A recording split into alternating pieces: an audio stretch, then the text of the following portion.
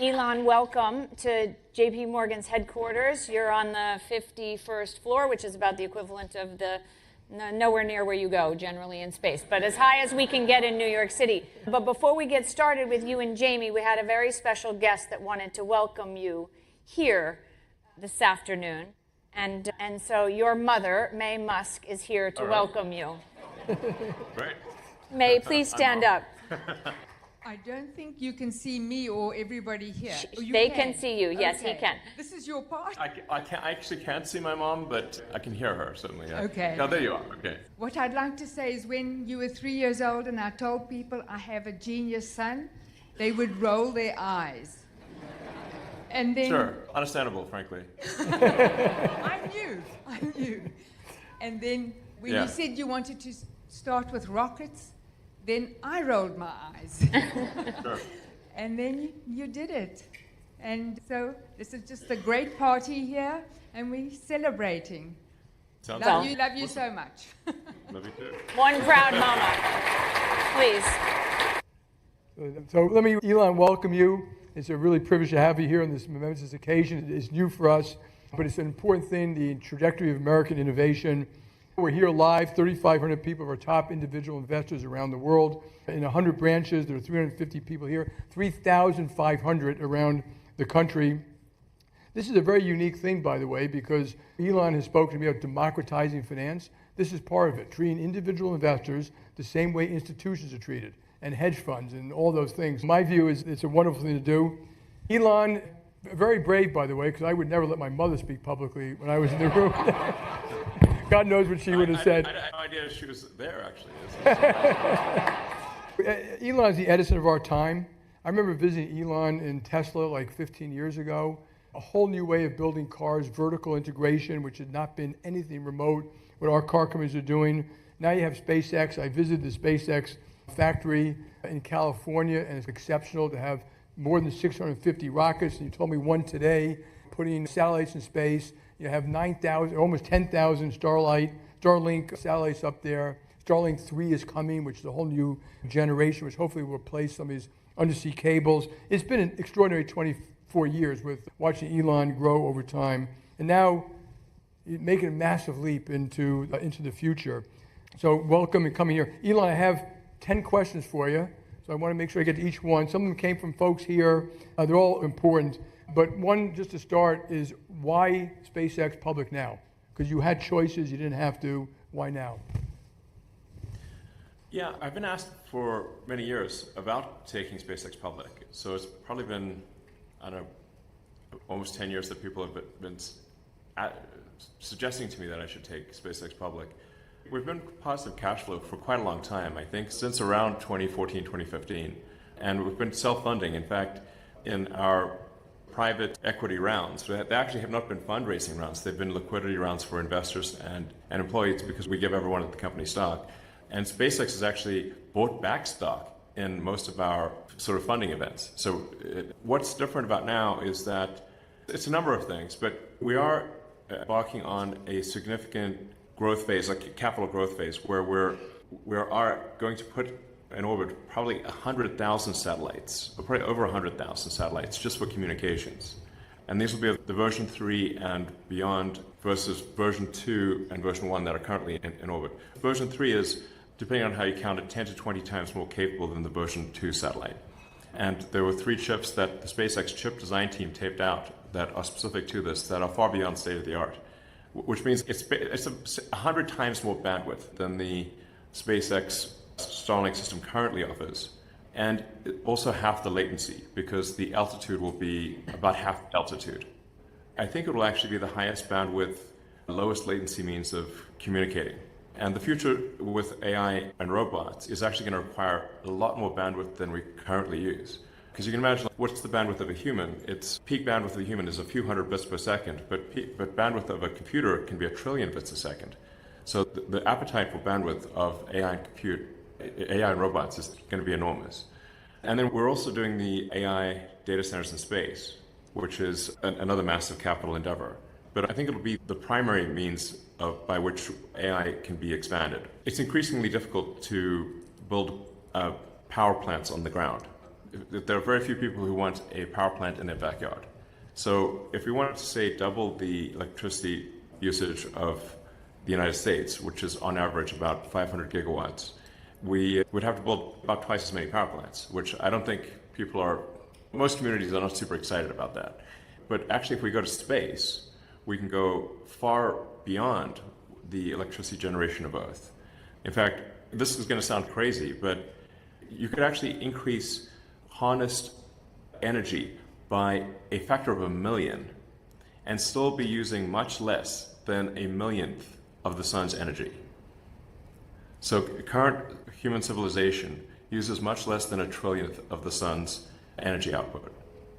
It's just humbling to think about. We're really a tiny, when you see the true size of Earth relative to the sun, we're a tiny dust mote in a vast darkness. And the sun is enormous. The sun is 99.8% of all mass in the solar system, and most of the remaining 0.2% is Jupiter.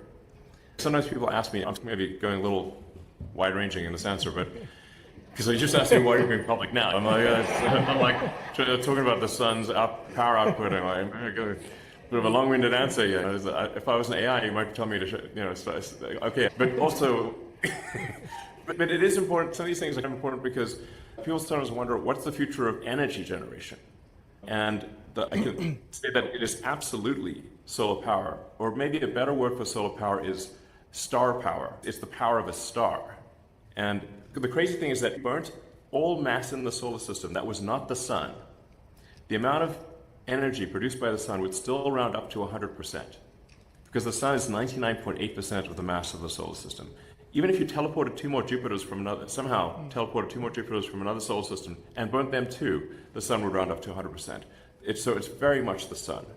And you can scale to 1,000,000 times Earth's economy in space in terms of harnessed power, which is a good proxy for economic output, and still be much less than 1,000,000th of the sun's energy, which is humbling, really, to think about how tiny we are. And this is just one star among many.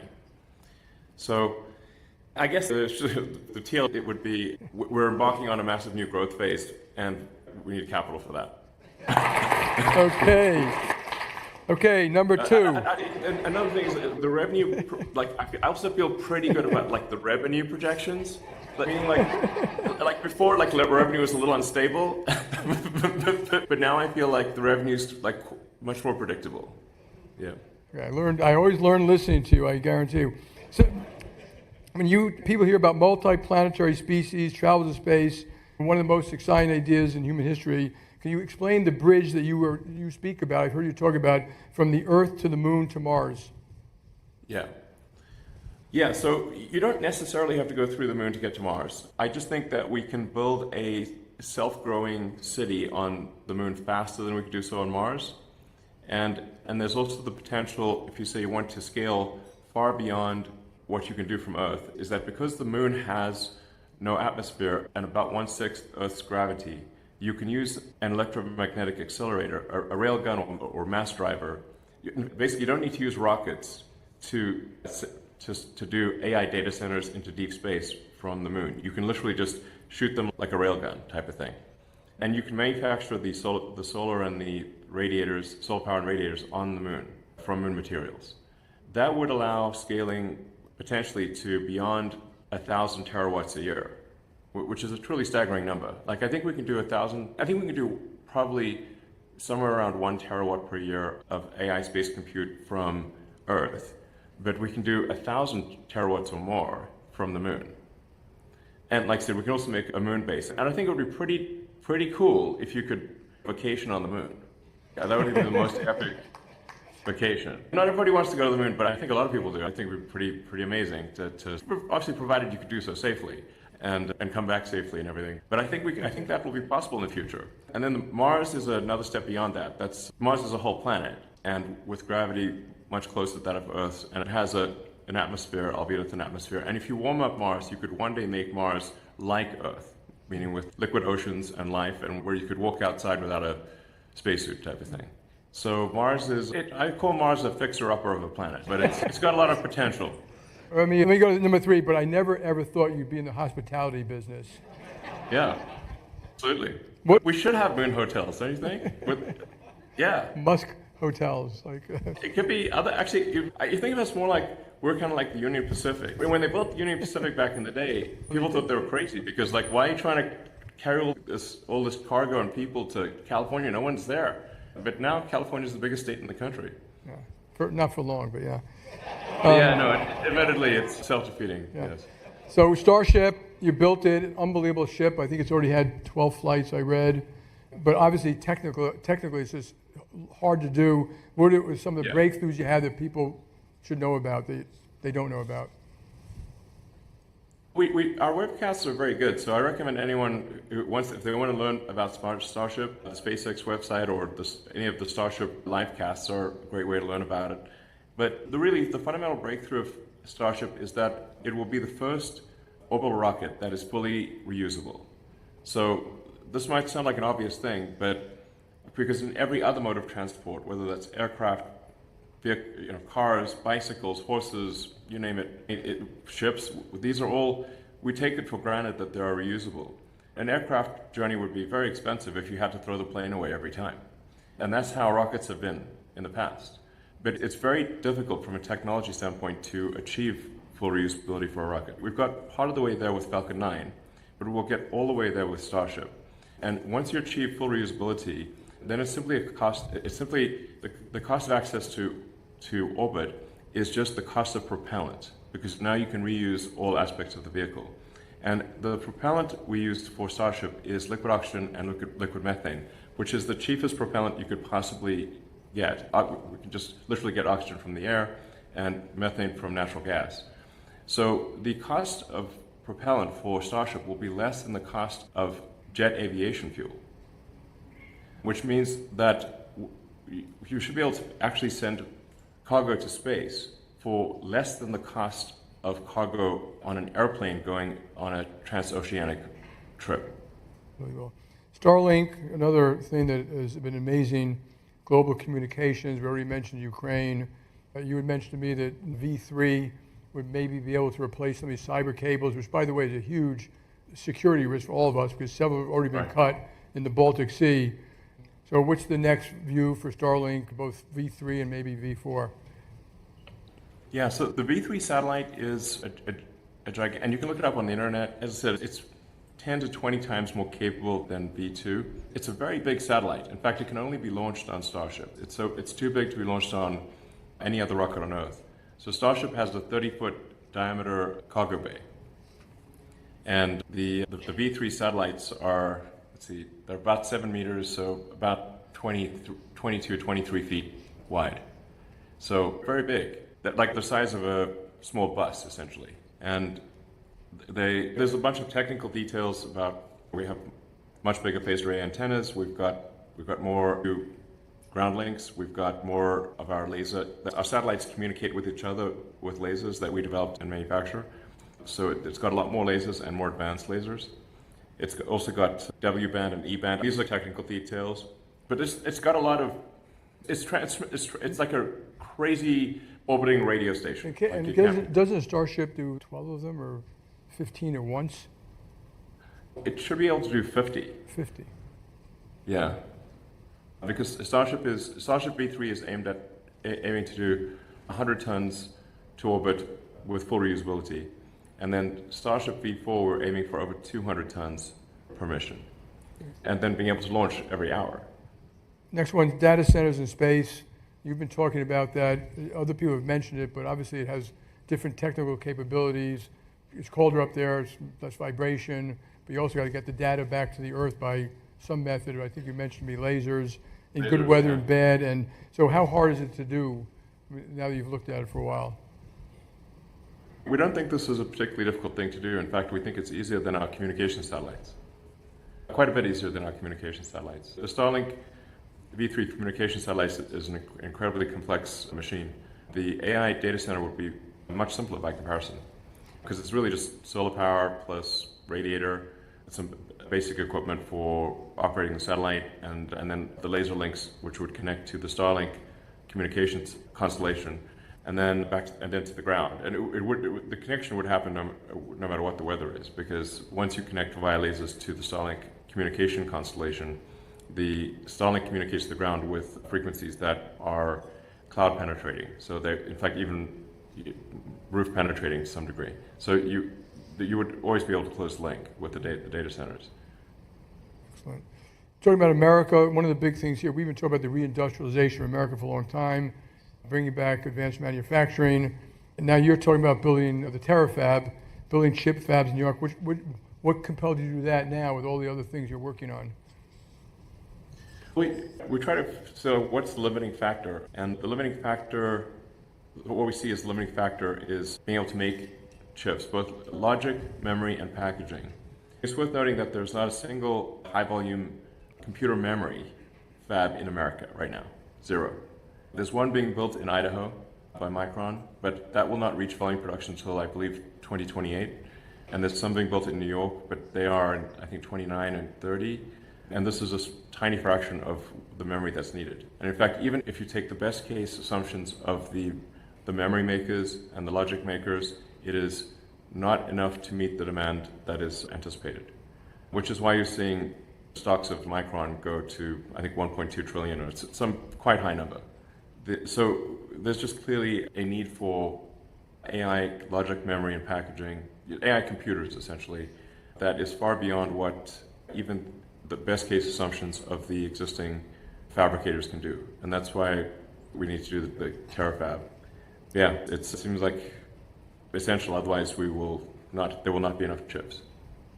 So I'm going to do one more on some of the stuff you're building and then a little bit more on other issues. AI strategy, you've also took a Grok inside into SpaceX. How does that fit into this platform you're building? So we do intend with the SpaceX AI satellites to allow people to put whatever GPU or TPU they want. So if NVIDIA GPUs can be put on it, Google TPUs can be put on it, Amazon Trainiums, or any other chips that people want to put on can be put on. We will also offer our chips in the future, and I think we also want to offer our software, our AI software as well in the future.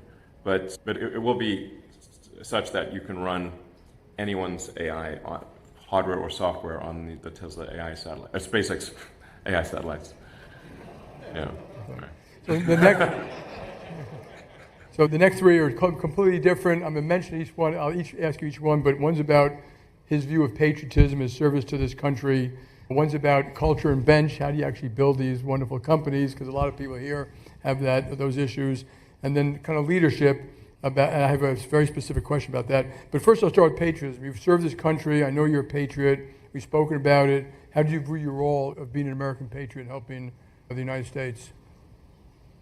Yeah, I'm incredibly pro-American. So, and frankly, always have been. So, yeah, so SpaceX does do a lot of work for what used to be called the Department of Defense, the Department of War these days. We have a division called Starship, which provides military communications, and there's some other stuff that's kind of classified.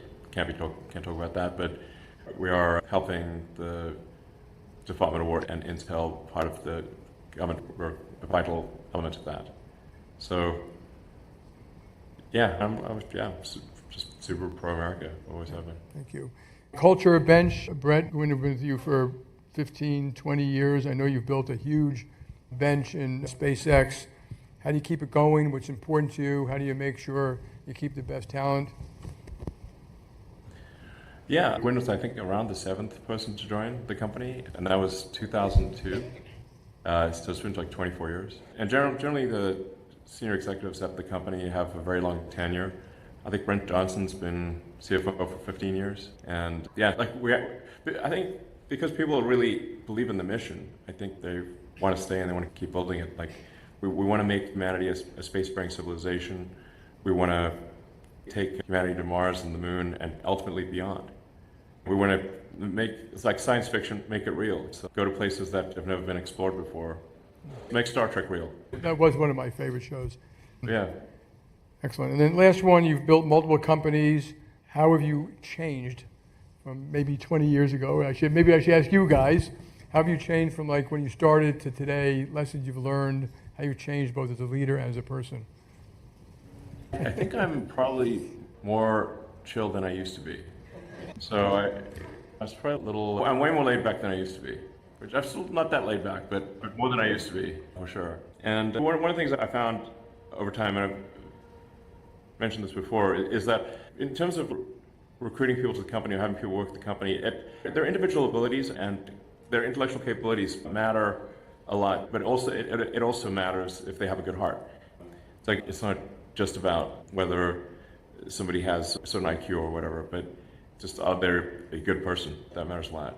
I don't know, I guess I've learned a lot, although I feel like I still have a lot to learn and make a lot of mistakes. But I think maybe the future AI will say, not bad for a human. Listen, before we thank Elon for coming, I just want to thank him, just watching him build companies. And I can't wait to watch the next 10 or 15 years about what you accomplish and what you dream of and getting to Mars and building new businesses and being creative. So, Elon, I want to thank you on behalf of everybody for coming here, sharing your ideas. There are brochures out there about the whole SpaceX thing. But Elon, thank you. Thank you. Thanks for having me. I will say that we are exactly 1 month away from the 4th of July.